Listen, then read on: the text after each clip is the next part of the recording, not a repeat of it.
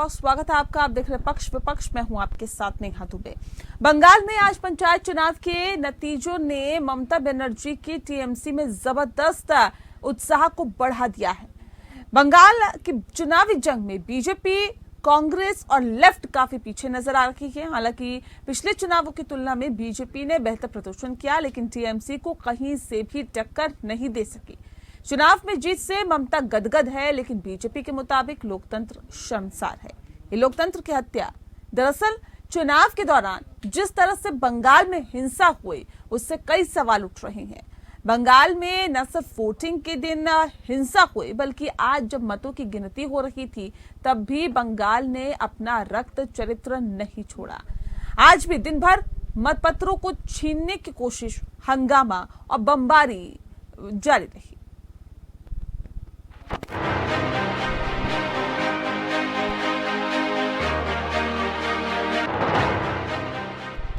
बंगाल चुनाव का रक्त चरित्र मतगणना के दिन भी जारी रहा। 8 जुलाई को वोटिंग का दिन रक्त रंजित रहा, तो वहीं मतगणना का दिन भी हिंसा से भरपूर रहा। मतों की गिनती के दिन भी राज्य के कई जिलों में मतपत्रों और मतपेटी से छेड़छाड़ करने की घटनाएं सामने आई। डायमंड हार्बर में एक मतगणना केंद्र के बाहर देसी बम फटा, तो कूच बिहार के फलीमारी ग्राम पंचायत में एक मतगणना केंद्र में तृणमूल कांग्रेस के एक उम्मीदवार ने कथित तौर पर मतपत्रों पर स्याही और पानी फेंक दी। मालदा जिले के सोवानगर ग्राम पंचायत में एक मतगणना केंद्र पर उस समय हंगामा मच गया, जब एक उम्मीदवार के पति ने कथित तौर पर यहां से मतपेटी लेकर भागने का प्रयास किया। हालांकि पुलिस ने उसे दौड़ाकर पकड़ लिया और इसके अलावा भी कई जगहों से हिंसा की खबरें आती रहीं। मंगलवार दिन भर बम धमाके और हिंसा के बाद जब नतीजों का ऐलान हुआ, तो 19 लोगों की बलि लेने वाले पंचायत चुनाव में ममता बनर्जी की टीएमसी को बम पर जीत मिली। पश्चिम बंगाल में त्रिस्तरीय पंचायत चुनाव की 64,874 सीटों की नतीजों में टीएमसी ने एक तरफा जीत हासिल कर ली है। बीजेपी, कांग्रेस और लेफ्ट दूर दूर तक मुकाबले में नहीं दिखी, लेकिन इस जीत को बीजेपी बंगाल में लोकतंत्र की हार बता रही है। और बंगाल में ये कोई पहली बार हो रहा हो ऐसा विषय भी नहीं है। इस बार के पंचायत के चुनाव, जो कि अभी 8 जुलाई को संपन्न हुए, आज काउंटिंग चल रहा है। आज अखबारों में हर जगह ये खबर छपी है कि लगभग 45 लोग आज तक, जब से नॉमिनेशन आरंभ हुआ है और काउंटिंग अभी चल रहा है, लगभग 45 लोगों की हत्या की जा चुकी है। 45 people have died as of today as far as the panchayat elections of 2023 in West Bengal is concerned. दरअसल पश्चिम बंगाल में 8 जुलाई को पंचायत चुनाव के मतदान के दौरान जमकर हिंसा हुई और इस हिंसा में करीब 19 लोगों की मौत हो गई। हिंसा के दौरान कई स्थानों पर मतपेटियां लूटी गईं, जिनमें आग लगा दी गई या उन्हें तालाब में फेंक दिया गया। इसके बाद उन 19 जिलों के करीब 700 मतदान केंद्रों पर सोमवार को दोबारा मतदान की नौबत आई। अब बंगाल चुनाव में हिंसा की घटना पर आरोप प्रत्यारोप का दौर जारी है। बीजेपी का टीएमसी पर आरोप है कि संवेदनशील बूथों पर जानबूझकर केंद्रीय बलों की तैनाती नहीं की गई थी, तो तृणमूल कांग्रेस का आरोप है कि बीजेपी बूथ कैप्चरिंग की झूठी खबरें फैला रही है। बीजेपी मुखपात्र संबित पात्र সম্পূর্ণ এটা কাল্পনিক, ভিত্তিহীন কুৎসা একটা বলে দিলেই হয়। তো ফলে তিনি যেসব ভিত্তিহীন কথাবার্তা বলছেন, তার জবাবে কয়েকটা পয়েন্ট বলে দেওয়া ভালো। এক হচ্ছে যে এই পশ্চিমবঙ্গে 61,000-এর বেশি বুথে অবাধে ভোট হয়েছে, আর কিছু জায়গায় দুর্ভাগ্যজনক যে ঘটনা ঘটেছে, যে মৃত্যু হয়েছে, তার জন্য বিরোধীরা। इसी बीच सोमवार 10 जुलाई को राज्यपाल सीवी आनंद बोस ने नई दिल्ली में गृह मंत्री अमित शाह से मुलाकात की और हिंसा की रिपोर्ट सौंपी। वहीं पश्चिम बंगाल पंचायत चुनाव में हुई हिंसा पर जांच के लिए बीजेपी का प्रतिनिधिमंडल आज कोलकाता पहुंचा। जांच के बाद बीजेपी अध्यक्ष जेपी नड्डा को रिपोर्ट सौंपी गई। लेकिन सवाल तो यही है कि क्या बंगाल चुनाव में हिंसा का इतिहास बदलेगा। दरअसल पश्चिम बंगाल में हिंसा की परंपरा रही है, जो त्रिस्तरीय पंचायत चुनावों में भी जारी रही। 8 जुलाई को मतदान के दौरान 19 लोगों की जान चली गई और इस तरह चुनाव की घोषणा के बाद एक महीने में हिंसा में कुल 30 लोगों की जान जा चुकी है। हालांकि पिछले पंचायत चुनावों की तुलना में ये आंकड़ा अपेक्षाकृत कम है। 2003 के पंचायत चुनाव के दौरान हिंसा में 76 लोगों की मौत हुई थी और अकेले 40 लोग मतदान वाले दिन मारे गए थे। वहीं केंद्रीय बलों की निगरानी में 2013 में हुए पंचायत चुनाव में हिंसा में 39 लोगों की जान चली गई थी। ये हिंसा की घटनाएं बता रही हैं कि पश्चिम बंगाल में चुनावों के दौरान राजनीतिक दलों के बीच झड़प और प्रतिद्वंदियों पर घातक हमलों की घटनाएं चुनावी कल्चर बन गया है। लेकिन बंगाल में राजनीति और हिंसा के बीच गहरा संबंध चिंता वाली बात है और अब वक्त आ गया है कि इस रक्त चरित्र का इलाज ढूंढा जाए। Bureau report, APN news. और चलिए इस विषय पे आज हम तफसील से चर्चा करेंगे, समझने की कोशिश करेंगे बंगाल में दरअसल हिंसा, चुनाव और सियासत जो हो रही है इसके पीछे की वजह आखिर क्या है। इस विषय पे तफसील से चर्चा करने के लिए खास मेहमान हमारे साथ मौजूद है, उनसे आपका परिचय करा देते हैं। इस वक्त हमारे साथ विमल डालिया जी हैं जो कि नेता है भारतीय जनता पार्टी के, बहुत स्वागत है आपका। संजय चक्रवर्ती जी भी इस वक्त हमारे साथ जुड़ गए हैं, TMC के प्रवक्ता हैं, आपका बहुत स्वागत है। संजय जी, इस खास कार्यक्रम की शुरुआत आपके साथ करते हैं और बहुत बहुत मुबारकबाद आपको पंचायत चुनाव में बहुत अच्छे मतों से विजय हासिल करते हुए TMC आगे बढ़ी। लेकिन सवाल इस बात को लेकर कि आखिर इस जीत का श्रेय किसे देते हैं आप, क्या वजह इसके पीछे मानते हैं कि इतनी अच्छी जीत आपको मिली है? धन्यवाद आपका और बंगाल की जनता को मैं यहाँ से धन्यवाद देता हूँ। लेकिन सबसे पहले मैं श्रद्धांजलि अर्पित करता हूँ जितने भी लोग मारे गए, और क्योंकि वो किसी भी पार्टी के रहे हो मैं उनको श्रद्धांजलि अर्पित करता हूँ, क्योंकि पहले वो इंसान है, उसके बाद कोई किसी पार्टी का होता है, पहले वो इंसान था। तो मैं सबको श्रद्धांजलि निश्चित रूप से देता हूँ। अब आते हैं कि ये जीत को टालने की बहुत कोशिश की गई, बहुत तरीके से प्रयास किया गया, लेकिन ये जीत बंगाल की जीत है, हमारी जनता की जीत है, हमारी सरकार की जीत है, हमारी सरकार पर भरोसा करने वाले लोगों की जीत है। जिस तरीके से बार बार हिंदू, मुसलमान और पाकिस्तान और लेकिन भारतीय जनता पार्टी तो कह रही है बूथ कैप्चरिंग की जीत है। ये आप एक बार बताइए, टोटल मेरे ख्याल से 39 लोगों की डेथ हुई है जो आपके आंकड़े के हिसाब से है। बीजेपी का आंकड़ा नहीं बताऊंगा, आप सरकारी आंकड़ा है, जो रिपोर्ट है वो 39 लोगों की मौत हुई है। 25 कार्यकर्ता हमारे मारे गए। सबसे ज्यादा कार्यकर्ता की अगर मौत हुई है तो हमारी कार्यकर्ताओं की मौत हुई है। तो आप इस बात को कैसे कर सकते हैं कि भारतीय जनता पार्टी जो है इस तरीके से बातें करती है? क्यों? क्योंकि इनका असर आप पूरा इतिहास उठा करके देखिए। ठीक है विमल जी, कह रहे हमारे कार्यकर्ताओं की मौत हो रही है और हम ही बूथ कैप्चरिंग कर रहे हैं, कह रहे हिंसा भी हम ही कर रहे हैं और हमारे ही कार्यकर्ताओं की मौत हो रही है। ये कैसा आरोप है? ठीक है, अगर आप अपने आप को साबित नहीं कर पाए, अगर चुनाव में आप नहीं जीत पाए तो इसका खामियाजा क्या दूसरों के सर फोड़ा जाएगा क्या? नहीं, आज वेस्ट बंगाल की जो हालत है ये वहाँ की सरकार की गलती है। आज जिसकी भी मौत हो रही है, चाहे वो TMC का कार्यकर्ता रहो या भारतीय जनता पार्टी का या अन्य पार्टी का कार्यकर्ता रहो, ये सरकार की जवाबदारी है कि हिंसा रोकना चाहिए। लेकिन सत्ता के लोभ में इस प्रकार का जो रक्त तांडव कर रहे हैं ये शोभा की बात नहीं है। ये ममता बनर्जी की बहुत बड़ी फेलियरिटी है और इस पे सख्त से सख्त कार्रवाई होनी चाहिए। और अगर ऐसी राजनीति करके ये तो आप पे आरोप लगा रहे हैं, कह रहे आप जो है वो बिना हिंसा के कोई चुनाव होने ही नहीं देना चाहते हैं। नहीं, आज दूसरे प्रदेशों में भी सरकारें है ना हमारी, और दूसरे भी देखिए ये बात तो है, देखिए दूसरे प्रदेशों में भी तो सरकारें हैं भारतीय जनता पार्टी की, और आप अगर बंगाल की बात करें वहां पे तो सरकार है भी नहीं, फिर इतनी हिम्मत बीजेपी के कार्यकर्ताओं की हो गई कि वो हिंसा कर रहे हैं, ये कैसी बात हुई संजय जी? देखिए बीजेपी का एक इतिहास अगर उठाकर अगर देख लेंगे तो जहाँ पे इनकी सरकार नहीं होती है वहाँ पे इनका लगातार कुछ न कुछ एक्टिविटी चालू रहती है। हिंसा की बात कर रहे हैं, देखिए हिंसा की बात कर रहे हैं। आ रहा हूँ, हर जगह पे एक जैसी पॉलिटिक्स नहीं होती ना। जैसे हर जगह एक जगह से पॉलिटिक्स नहीं करते। ये राजस्थान में अलग पॉलिटिक्स करते हैं, महाराष्ट्र में अलग पॉलिटिक्स करते हैं, बिहार में अलग पॉलिटिक्स करते हैं। इनकी पॉलिटिक्स के करने का तरीका अलग अलग है। किसी तरीके से किसी सरकार को इसके नहीं रहने देता है। ममता दीदी की यहाँ पे दाल नहीं गलती है, क्योंकि हम लोग कार्डर बेस, हम लोग का जो सिस्टम है वो कार्डर बेस है। मैं आपको लोकसभा विधानसभा का चुनाव के बारे में थोड़ा सा बताना चाहूंगा। करीब 4.5 लाख लोग 5 राज्यों से 3 महीने तक बंगाल में थे, जो मोदी जी की रैली में और नड्डा जी के और उनके जो है इस पे रैलियों में जाया करते थे।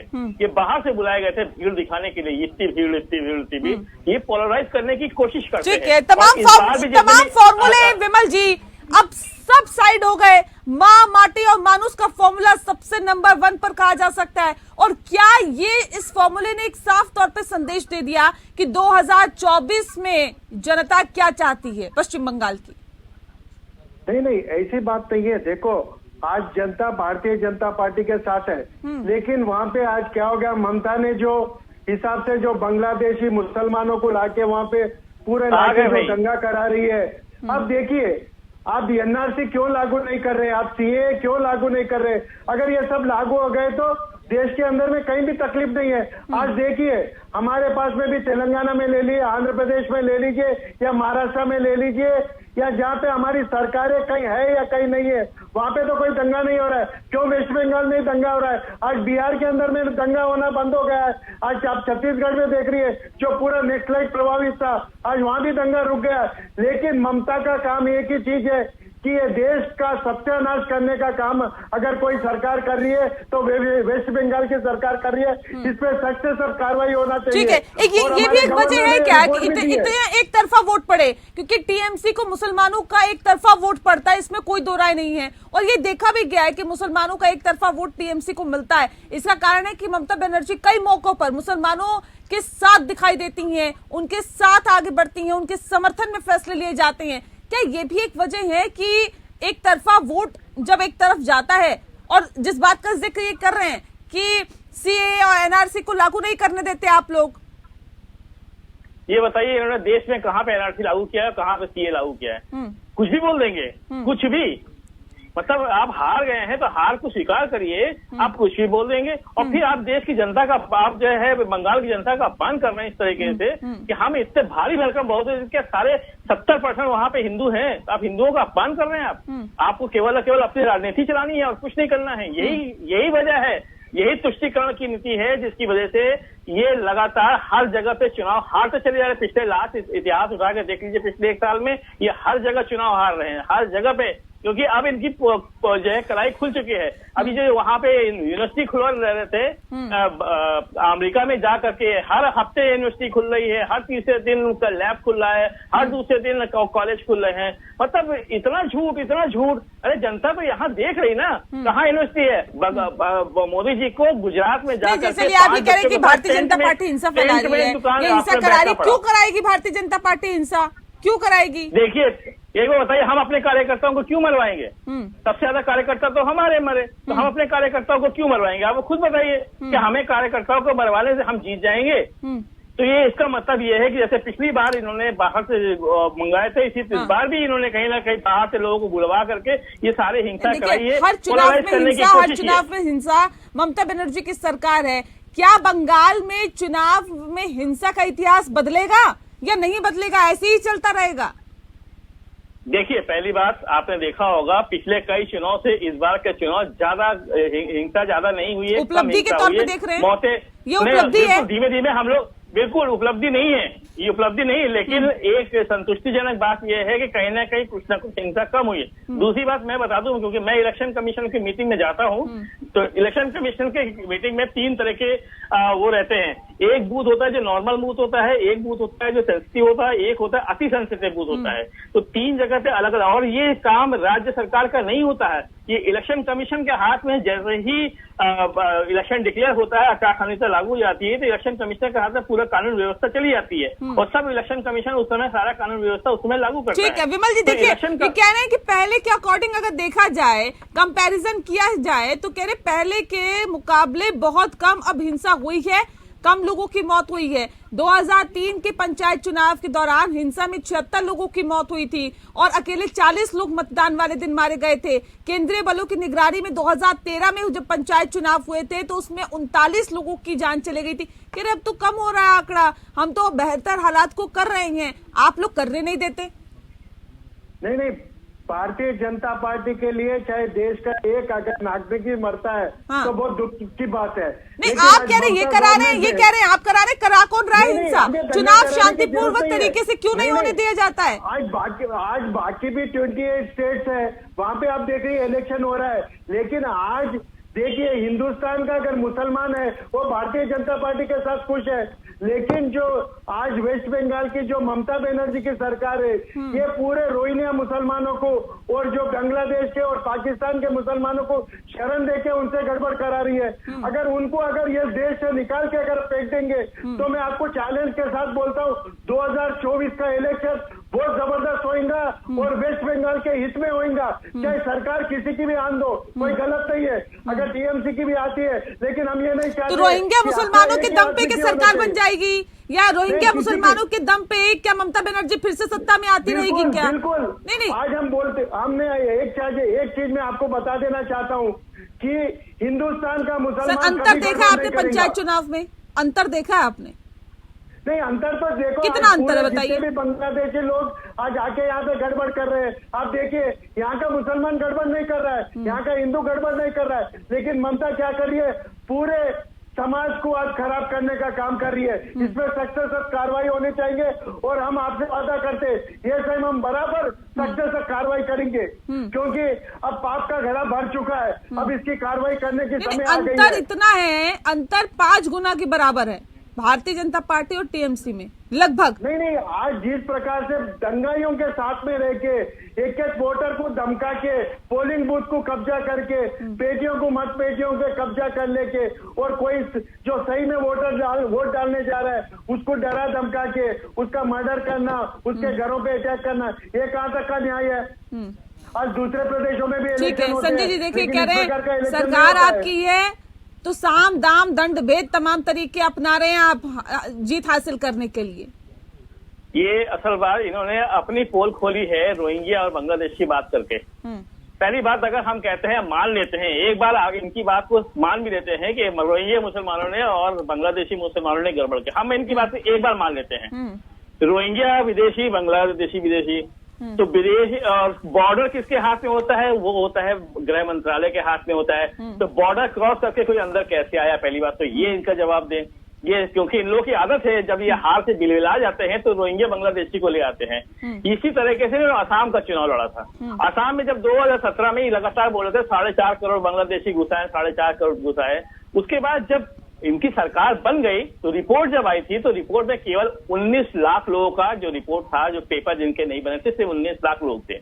19 लाख लोगों में से 13 लाख हिंदू थे और उसमें भी फखरुद्दीन अली अहमद के भतीजे का नाम था। चुनाव जीत गए, ना कोई किसी तरीके से कोई कार्रवाई, मतलब इतना झूठ, इतना फेंकते हैं इन लोग, इनकी आदत हो चुकी है कि आप इनको पता होना चाहिए कि बॉर्डर में जितने भी बॉर्डर में लगे होते हैं वहां पे कम से कम 15 किलोमीटर की रेंज तक बीएसएफ रहता है, उसके बाद हमारे जो है सिपाही लगे होते हैं। तो 15 किलोमीटर रेंज तक कोई कैसे अंदर आ गया, किस तरीके से आदत हो चुकी है इनको झूठ बोलने की, इनको हार स्वीकार नहीं होती, ये खुले मन से हार को स्वीकार नहीं करते हैं। हमेशा बांग्लादेशी रोहिंग्या लग रहे हैं। और मैं आपको इतना बता दूं, बांग्लादेशी बात भी कर रहे हैं तो वो आज के बसे हुए थोड़ी ना है, आज आए हैं क्या रोहिंग्या? हाँ, मैं इसीलिए बता रहा हूँ, पूरे देश में है, कश्मीर से लेकर कन्याकुमारी तक जो है रोहिंग्या बांग्लादेशी आ चुके हैं, हर जगह पे मौजूद है। दिल्ली में भी बहुत सारे रोहिंग्या बांग्लादेशी है, सबके राशन कार्ड बने हुए हैं, वो बाकायदा सब कुछ उनके पास है, सारे पेपर्स उनके डॉक्यूमेंट्स बन चुके हैं। लेकिन सीधे आप लोगों पे आरोप लग रहे हैं कि लोकतंत्र की हत्या करने की कोशिश टीएमसी की तरफ से की जा रही है। भारतीय जनता पार्टी ने प्रेस कॉन्फ्रेंस की और ये आरोप लगा रहे हैं लोकतंत्र की हत्या की। हमने अपने कार्यकर्ता मरवाए, 39 में से 25 कार्यकर्ता हमारे खत्म हुई है। तो शांतिपूर्ण तरीके से चुनाव नहीं हो पा रहा, शांतिपूर्ण तरीके से मतगणना नहीं हो पा रही, ये क्या कहें, ये कैसे बंगाल की कानून व्यवस्था इस समय हमारे हाथ में नहीं है। कानून व्यवस्था जब काउंटिंग खत्म हो गई, कानून व्यवस्था हमारे हाथ में आएगी। सारे के सारे चिन्हित चेहरे हैं, कोई भी होगा छोड़ा नहीं जाएगा। ठीक है, देखिए चुनाव आयोग का काम है के बाद और दूसरी बात केंद्र की एजेंसीज लगी रहती है। विमल जी कह रहे हमारे हाथ में है कि अगर शांतिपूर्ण तरीके से मतगणना नहीं हो पा रही तो? नहीं, आज वहाँ पे जो लोकल जो पुलिस डिपार्टमेंट है ये पूरे आज कठपुतली की तरह आज ममता बनर्जी के हाथ पे काम कर रही है। और मैं भाई से पूछना चाहता हूँ, तो सर लोकल पुलिस तो स्टेट गवर्नमेंट के अंदर होगी ना? लोकल पुलिस तो कहीं की भी स्टेट गवर्नमेंट के अंडर होगी, लेकिन तो जब चुनाव की मतगणना हो रही है या चुनाव हो रहा है तो उस वक्त तो केंद्रीय एजेंसीज भी जाती हैं। नहीं, केंद्रीय एजेंसी जाती है, लेकिन वहाँ पे जो केंद्रीय एजेंसी जाती है वो स्टेट गवर्नमेंट पुलिस का जो रोल रहता है उसके अंडर में उन काम करते हैं। उनको तो पूरे एरिया मालूम नहीं रहता है। जो वहाँ की जो पुलिस रहती है वो मिसगाइड कर रही है। और मेरे भाई बता रहे हैं कि हम रोहिंग्या मुसलमानों को, आप एक चीज मुझे बताइए, आपने राशन कार्ड उनको बना के दिया या नहीं दिया? और हमें आप वादा करिए कि हम उसको निकाल के फेंकेंगे, वापस उनको बांग्लादेश भेजाएंगे, लेकिन आप उनको यहाँ पे बसाने का काम कर रहे हैं। सबसे पहले आप वादा करिए, चलो हम अपन मिलके जितने भी बांग्लादेशी मुसलमान आए या पाकिस्तान के आए, हम उनको यहाँ से वापस भिजाने का काम करिए। आपको बोलिए ममता जी को, आगे हमारे गृह मंत्री आप सेंटर में सेंटर सरकार, पहले सेंटर की सरकार को पहले बोलिए, सेंटर की सरकार को बताइए कि वो बांग्लादेशी मुसलमानों को और रोहिंग्या को आप देश के अंदर घुसने नहीं देंगे। आप पहले वादा करिए कि आप देश के अंदर घुसने देंगे। देश के हर कोने में बांग्लादेशी घुसे हुए हैं। आपके घर में कूड़ा उठाने वाला भी आता है, वो भी जो है बांग्लादेशी है। आपको पता होना चाहिए। आप वादा करिए, आपकी फेलियर है, आपका गृह मंत्रालय की फेलियर है, क्योंकि आपने 24 बांग्लादेशियों को आप बसाना चाहते हैं, निकालना चाहते हैं। संजय जी ये तो कह रहे देखिए उन्हीं के बिना पर ममता बनर्जी जीतती आई हैं और आगे भी जीत रही हैं। ये बांग्लादेश के बात करके ये हमारे बंगाल की जनता का सरासर अपमान कर रहे हैं। सरासर ये अपमान है। अगर ये आनंद, राज्यपाल सीवी आनंद ने, सुन लीजिए, राज्यपाल सीवी आनंद बोस ने नई दिल्ली में गृह मंत्री अमित शाह को रिपोर्ट भेजी है हिंसा से संबंधित। पूछा तो गया था क्या मसला रहा, कैसा रहा, रिपोर्ट बनाकर राज्यपाल ने गृह मंत्री को सौंपी है। अब ऐसे में क्या लगता है विमल जी, एक्शन कितनी जल्दी होना चाहिए? बिल्कुल, अभी संजय जी को बोल रही है कि सही में आप रोहिंग्या मुसलमानों को सपोर्ट नहीं कर रहे, उनका वोट आप नहीं ले रहे, उनके वोटर कार्ड आपने नहीं बनाए, उनके राशन कार्ड आपने नहीं बनाए, सब गलती आप कर रहे हैं। उनको बचाने का काम आप कर रहे हैं, उन्हीं से दंगाई करा रहे हैं आप। और आप हम कार्रवाई की बात करते हैं तो आप बोलते हैं हम कार्यकर्ताओं को हम ही मरवा रहे हैं। दीजिए अपने कार्यकर्ताओं को हम ही मरवा रहे हैं। सीधा ईमानदारी कार्यकर्ता हमारे बड़े, हम ही अपने कार्यकर्ता। चलिए देखिए, ये तो गलत ही संदेश जाता है जनता में। कम से कम किसी के भी कार्यकर्ता नहीं मरने चाहिए और किसी भी पार्टी के कार्यकर्ता इस हिंसा में कहीं ना कहीं लिप्त नहीं होने चाहिए, क्योंकि कोई किसी भी इंसान की मृत्यु होती है तो वो किसी परिवार से ताल्लुक रखता है, किसी का भाई होता है, किसी का बेटा होता है, या किसी भी परिवार से ताल्लुक रखता है। इसलिए चाहे किसी भी पार्टी का कोई भी व्यक्ति हो, हिंसा में किसी की जान नहीं जानी चाहिए। और ऐसे बंगाल की परिकल्पना करनी चाहिए जो हिंसा से ऊपर उठ चुका हो। ये बहुत बारीकी से, बहुत बेहतर तरीके से तमाम राज्यों में भी चुनाव होते हैं, तो कोशिश यही की जानी चाहिए कि उसी शांति से बंगाल में भी चुनाव हो, उसी शांति से मतगणना हो, ताकि एक बेहतर संदेश जनता को भी मिल सके कि अब यहाँ पर आराम से, अब यहाँ पर बिना हिंसा के चुनाव भी होता है और मतगणना भी। उम्मीद करते हैं अगली बार इस तरह से ही कुछ होगा। बहुत शुक्रिया आप दोनों मेहमानों का हमारे साथ इस खास चर्चा में शामिल होने के लिए। पक्ष में फिलहाल के लिए इतना ही। नमस्कार।